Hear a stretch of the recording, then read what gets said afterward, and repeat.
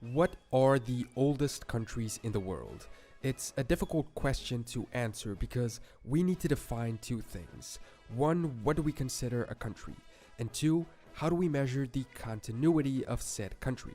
For instance, do we consider certain early settlements in Greece as countries, their gathering as a whole, or are they local city-states that have nothing to do with Greece as we know it today? And then the issue of continuity. For instance, Italy as a country is extremely recent, only dating back to the 19th century, but there was essentially a country existing in part of its territory before, the Roman Empire. Does that count, or should we count it as a precursor for all the countries in the territory it occupied? So for the sake of this video, I'm going to try and only mention the ones that have a serious continuity throughout the ages, and I'm going to use one big criteria: territory. Even if the regimes change, the rulers, etc., if the territory sort of stayed the same, it's likely that the populations did too. And from my perspective, that's what makes a country: its land, its culture, and its people. Therefore, keep in mind that a lot of these were not countries per se back then, but close enough that a certain continuity has remained until today, allowing us to point to the ancient times as their origin point. Before we get started, a quick thank you to Surfshark VPN for sponsoring this video. I'll talk about them a little later on into the video. Now onto the countries. First, Ethiopia. Archaeologists have found skeletons and evidences of human life in Ethiopia dating back to millions of years ago, but the establishment of the region as a country, if we can even call it that early on, was a long time after that, but also a long time ago, in 980 BC. This was when one of the first kingdoms, known as the Dumt, rose to power. Ethiopia is one of the few African countries that never fell into the hands of colonizers. It uses the ancient Ge'ez script, which is one of the oldest alphabets still in use in the world, and for most of its history it existed as a kingdom and an empire, passing through various dynasties and being known through different names, such as Abyssinia, and then transitioning into modern Ethiopia as a republic. Then moving on to Armenia. We all know Armenia as a country today, but its history goes back a long time. Legend says that Haik, the legendary founder of Armenia, fought against Belus, the Babylonian god of war, in 2107 BC, and then established the Armenian state. The real story, at least the one that we can actually verify with records, takes place in 331 BC. The Kingdom of Armenia was founded, sometimes known as Greater Armenia. Its history is divided into successive reigns by three royal dynasties: Orontid, Artaxiad, and Arsacid, then coming to an end in 428 AD. Its origin is related to another country we'll talk about in this video, beginning as a province of the Achaemenid Empire, the precursor of Persia. With the conquest of Persia by Alexander the Great, it was incorporated into the Seleucid Empire, then the Byzantine, and then some smaller temporary states until reaching the current form that we know today, but always somewhat maintaining its culture and people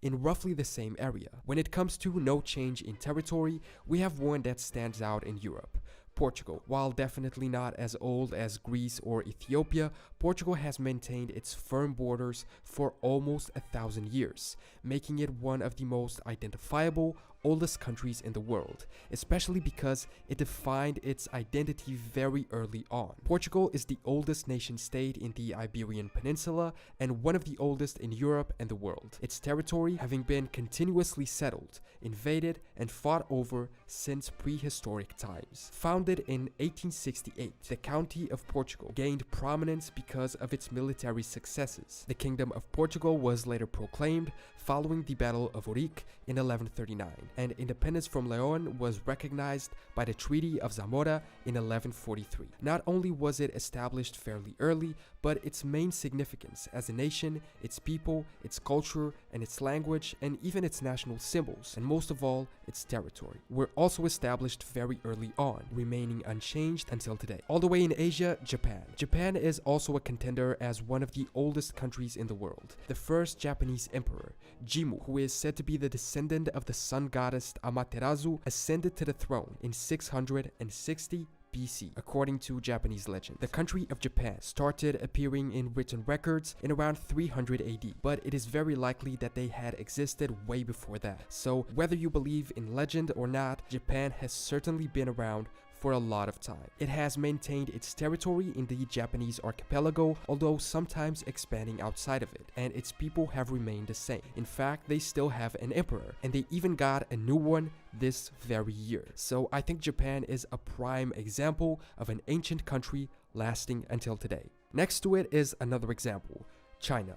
China is one of the world's oldest and most refined civilizations, and its very first dynasty, which was the Xia dynasty, is said to have started as early as 2000 BC. But a lot of its early history, just like Japan, is mixed with legends, so we can't be 100% sure of its accuracy. Even the written records are somewhat flawed, only emerging in 1600 BC. So it may be 1600, it may be 2000, maybe it's even before that. It went under various rulers, from a Mongolian dynasty to a Manchu one to European and Japanese occupation, changing their own system from monarchies to empires and republics. From 2000 BC to current times, over 4,000 years of history and existence, ranging from early feudal China to the Qing dynasty and the current People's Republic and Taiwan. Just like we'll see in a minute regarding Greece, ancient Egypt had little to do with modern Egypt, but it's still worth mentioning. The territory is slightly different,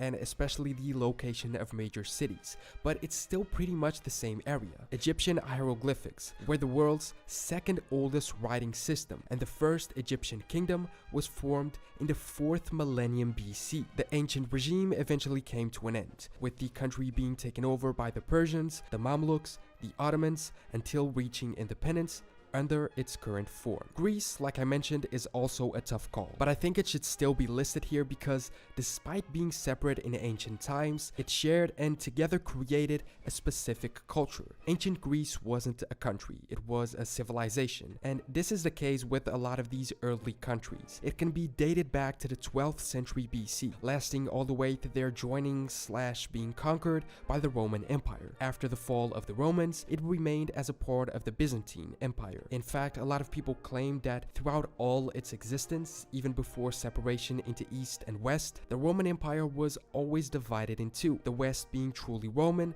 and the East being Greek. When the Byzantine Empire collapsed, it became under Ottoman rule, sometimes directly and in some territories not so much, having more local rulers, if you will. In 1832, it became its own independent kingdom, eventually evolving into the current form of Greece that we know. While Greece today has different borders to that of ancient Greece and was composed of various independent city-states, much of its original culture remains evident and establishes it as one of the oldest countries in the world. The world's oldest republic, at least in continuity, is a very old country as well, San Marino. The country gets its name from Saint Marinus, a stonemason from the Roman Empire who lived in a province in modern-day Croatia. In the year 301, Marinus founded an independent monastic community on Monte Titano, therefore allowing the claim to be the oldest extant sovereign state, as well as the oldest constitutional republic. The nation is governed by the Constitution of San Marino, a series of